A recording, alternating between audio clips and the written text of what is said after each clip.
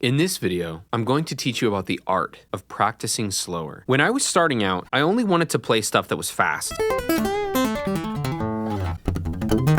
I was able to pick up a skill set that I believe is very undervalued, especially when I was first learning how to play the guitar. It's an important word called accuracy. I was so concerned with playing fast that I would trip over my fingers all the time, and the stuff that I was playing didn't really sound good anyways. It just sounded forced, and I was missing notes left and right. But hey, I was playing fast. The whole idea behind playing accurately is that if you want to become a fast guitar player, you have to first become an accurate guitar player, because speed will only come from accuracy and efficiency and using the correct fingers and all sorts of other things that we are going to talk about in this video. One of the first tips that I always give when I'm starting out a student who's maybe been playing long enough to where they can shred a little bit, or they have ambitions to shred, or maybe they just ready, fire, aim, and they love to just plug in and just play even though it sounds messy and not good.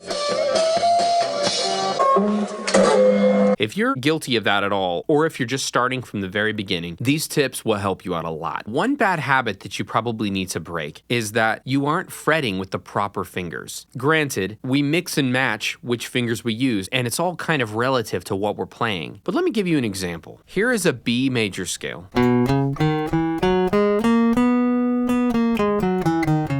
So I could play this scale like this and just do things like I used to do it, and I would just use my first finger and my ring finger for everything because, hey, after all, I was fast and I could do that. Now that's fine, and it still gets the job done, but it's not as efficient as each finger adopting its own fret. That sounds a lot clearer and a lot cleaner than using just whichever fingers. I see that a lot too.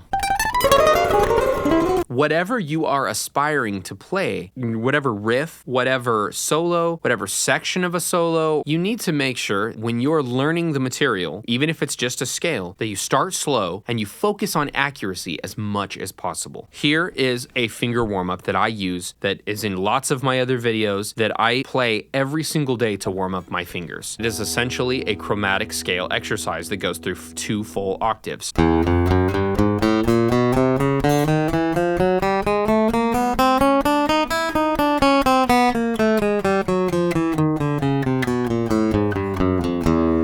Now I'm going to play it again really slow.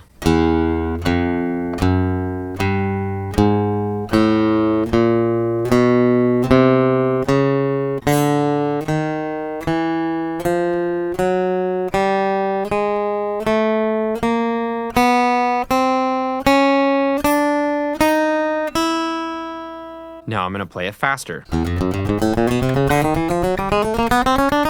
In order to play it at any speed, I had to first learn the formula behind playing it. Then I had to concentrate, one note at a time, make each note as clear as possible.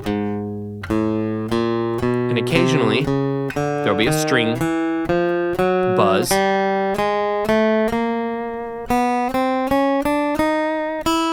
But the idea is that we go for each note being as crystal clear as the one that preceded it. Putting the proper fingers in the proper fret as opposed to... I mean, that's certainly one way you could do it. But it's not as efficient as having all of our fingers sharing the load. Share the load.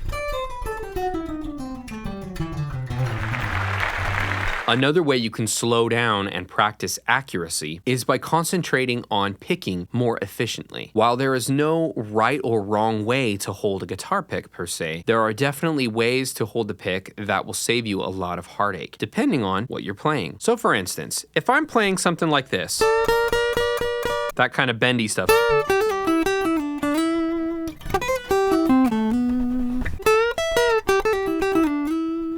if I'm playing that kind of just bluesy stuff, I want to hold as much of the pick as possible, but I'm sort of giving it a 3-finger treatment. Looks like this. I'm sort of clasping it to do these sorts of double stop picking moves. If I am doing tremolo picking, I will do the 3-finger treatment as well, but I'm gonna grip much harder.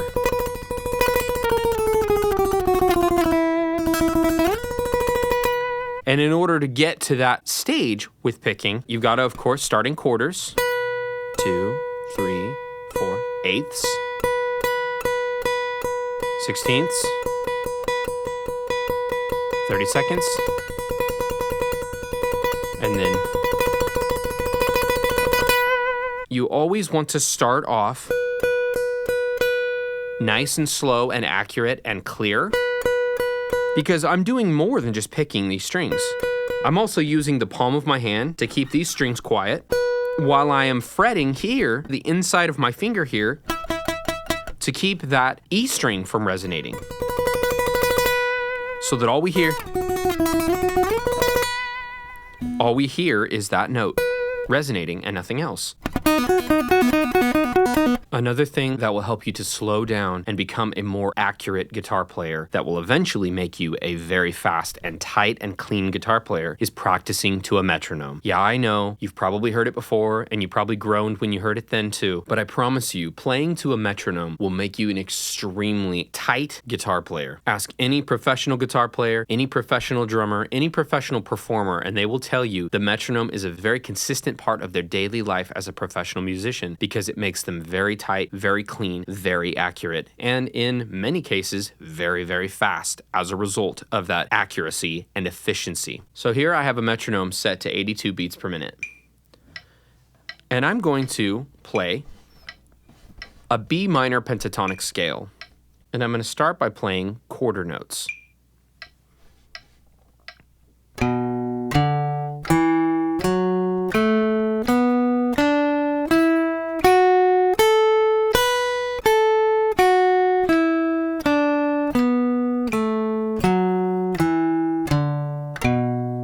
Okay, now let's double it up.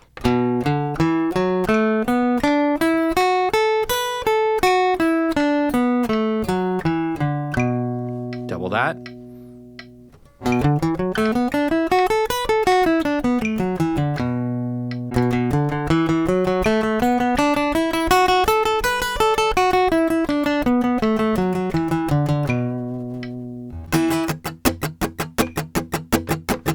But just simply the discipline of playing with a metronome will make you instantly a better guitar player, will make you more accurate. Start slow with a metronome and build from there. Remember, accuracy is more important than speed because accuracy will give you speed and it will give you control, which is so important as a guitar player. Whether you're a hobbyist or playing professionally or anything in between, control will make you a better guitar player overall. If you are looking to deep dive into the guitar and to get better instantly, there is a link in the description of this video to a packet. It's loaded full of information that has helped so many other guitar players. Check that out. Hit the like button, subscribe, leave a comment. Let me know what you thought about this video. I'll see you on the next one.